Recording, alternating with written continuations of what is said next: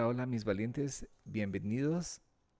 El día de hoy vamos a estar hablando sobre la vergüenza como producto inmediato de un evento traumático. Les sugiero que se queden hasta el final para descubrir algunas pistas y poder identificar si ustedes están experimentando esto en sus vidas. Yo soy Juan Carlos y este es su canal Brillando con Valor.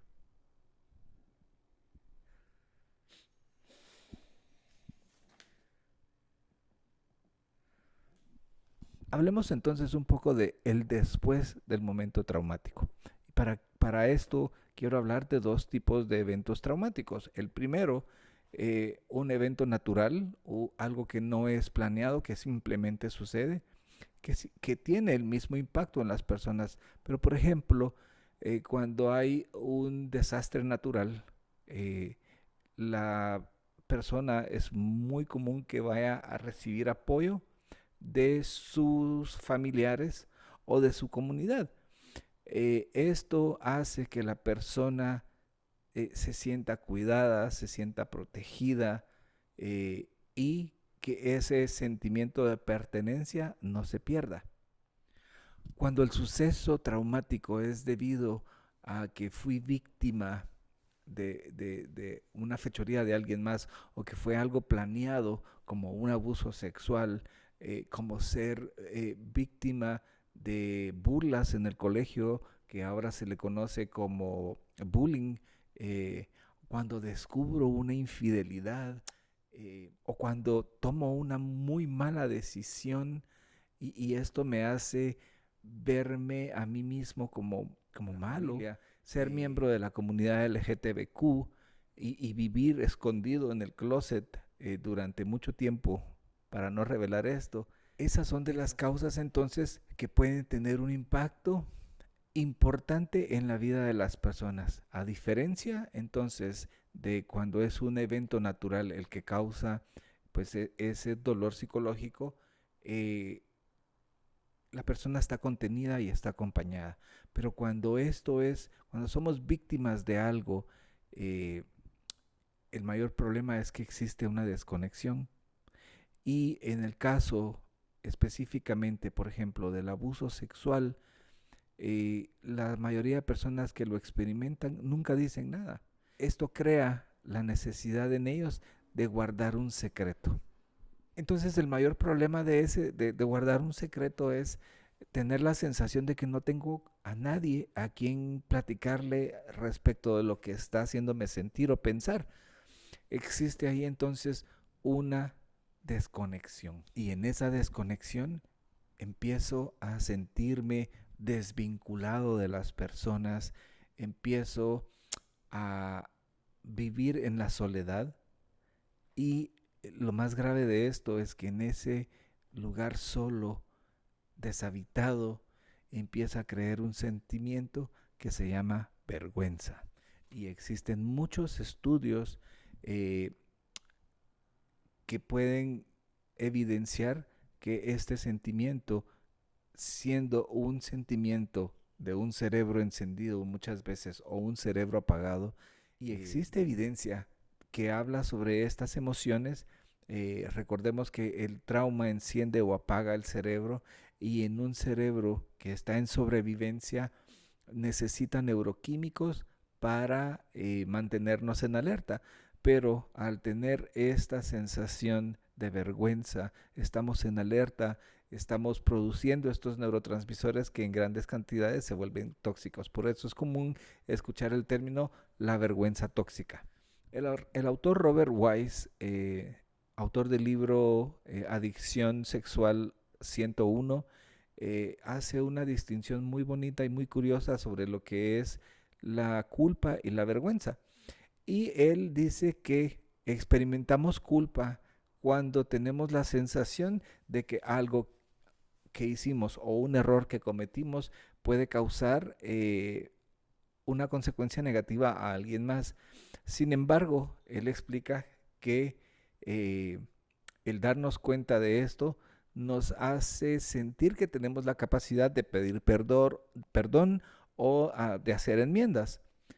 Sin embargo, la vergüenza, comenta Wise, es la sensación de saber que hicimos algo malo porque inherentemente nosotros somos malos. Entonces, cuando empezamos a vivir con esa sensación de que nosotros somos malos, es lo que mencionaba en los videos anteriores o en el primer video, que por aquí van a estar los links. eh, cuando nosotros empezamos a vivir con esa sensación de que somos malos, empezamos a sentirnos desconectados, empezamos a sentir que estamos en modo de sobrevivencia todo el tiempo, y es en este momento donde muchas de las conductas insanas, como por ejemplo en mi caso el empezar a consumir drogas, empezaron a aparecer. Entonces es bien importante diferenciar la culpa y la vergüenza. La culpa me da la sensación de que puedo cambiar y puedo enmendar. La vergüenza es la creencia de que inherentemente yo soy malo. ¿Cómo te identificas tú con esto? ¿Hay algo en tu historia que te haga sentir que inherentemente eres malo o mala? ¿Que ya no hay nada que puedas cambiarte a ti? Esto es algo bien importante mencionarlo, y quisiera tomarme el tiempo para explicarles cómo se manifiesta en nuestra vida la vergüenza. Vamos a examinar cómo algunos de estos eventos pueden desencadenar vergüenza en mí. Y quiero que tomen en cuenta cómo cuando nos conectamos con estas sensaciones, no pensamos que voy a pedir disculpas porque no lo hice bien, sino me siento que yo soy malo o que no soy bueno. Entonces, ¿cómo fue, por ejemplo, haber sido víctima de un abuso sexual? ¿Cómo me siento cuando empiezo a recordarme cómo era bulleado o cómo se burlaban las personas de mí? Ante esto yo tengo un ejemplo fue bien doloroso. Nosotros aquí en Guatemala a las personas que usan lentes les decimos chocos. Y a mí mi visión me empezó a fallar desde que yo era muy niño, justo después de mi abuso sexual, y entonces me pusieron lentes. Y yo era un niño muy pequeño, chaparrito, y me metí a una institución militar a estudiar. Entonces, eh, mis lentes eran bien grandes y recibí mucha burla por esto. Y me empezaron a decir choco y choco y choco de una manera bien despectiva. Durante mucho tiempo fue bastante dolorosa esa palabra, y me hacía sentir mal cuando me recordaba de ella. Pero gracias a Dios, pues ahora es parte de quien soy, y me miro guapo. Veamos qué pasa en una infidelidad. La mayoría de personas que atraviesan este trauma se cuestionan e internalizan que posiblemente la razón por la que les fueron infieles es porque hay algo mal en ellos, que no son suficientemente atractivos, que no llenan las expectativas sexuales de la pareja, que ya la edad que tienen ya no se ven tan bien como antes. En fin, esto es una de los ejemplos que también producen mucha vergüenza. Cuando se vive también, por ejemplo, en hogares muy rígidos y muy ah, críticos, muchas veces se puede crecer con la sensación de que no se fue buen hijo, que posiblemente los padres esperaban ciertas cosas de ellos y no se cumplieron, que no se fue buen deportista, o se les recriminaba, por ejemplo, que porque eran tan introvertidos. Se sigue pensando desde niño eh, que hay algo malo en mí, ¿verdad? Que esto es muy parecido a lo que yo les comentaba, que experimenté también con mi déficit de atención. En esta línea, dentro de la familia, también hay un aspecto bien importante que ha estado siendo muy estudiado, y, por ejemplo, eh, en una familia heteronormativa, un miembro que sea de la comunidad LGTBQ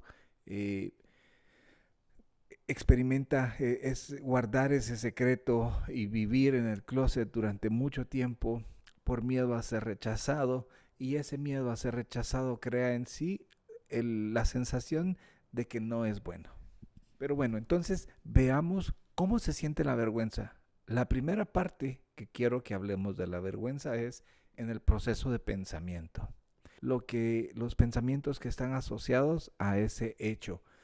Y por ejemplo, yo comentaba en el video pasado que el ser víctima de abuso, en mi caso en particular, me hizo pensar que me había sucedido esto por ser curioso, por ser preguntón, por ser como era, que de plano que había sido mi culpa. La segunda parte tiene que ver mucho con mis reacciones físicas. Y aquí vamos a ver personas que si le diéramos volumen y el máximo fuera 10, el máximo podría ser una disociación, podemos tener ataques de pánico, ponerme muy nervioso, sudoración, palpitación, necesidad de no moverme, de postergar, que ya lo vimos la semana pasada. La reacción emocional es otra de las partes que es importante mencionar de la vergüenza. Y en esta podemos encontrar uh, una gran necesidad de sentirme validado por un extremo. Y muchas veces en esta necesidad de sentirme validado voy a estar buscando relaciones que me validen. Pero por el otro lado, eh, voy a tener una sensación de aislarme del mundo y de sus habitantes. Tener el pensamiento de no me puedo dar el lujo de depender de nadie, porque si me conocen tal como soy, se van a dar cuenta como soy. Y la última, que es importante mencionar también, tiene que ver con la parte conductual. En mi caso, quiero compartirles esto un poquito. La rebeldía fue uno de como de los mayores puntos que ahora puedo hablar al respecto. Hay otro libro de la doctora Sharon Wexscheider que ella habla sobre las familias alcohólicas, y ella menciona que dentro de esta dinámica familiar enferma, todos los niños aprenden a sobrevivir de una manera, y empieza a poner el niño héroe, el niño payaso, el niño, la oveja negra eh, y el niño silencioso. Estas pueden ser algunas de las conductas que podemos ver que se manifiestan debido al evento traumático.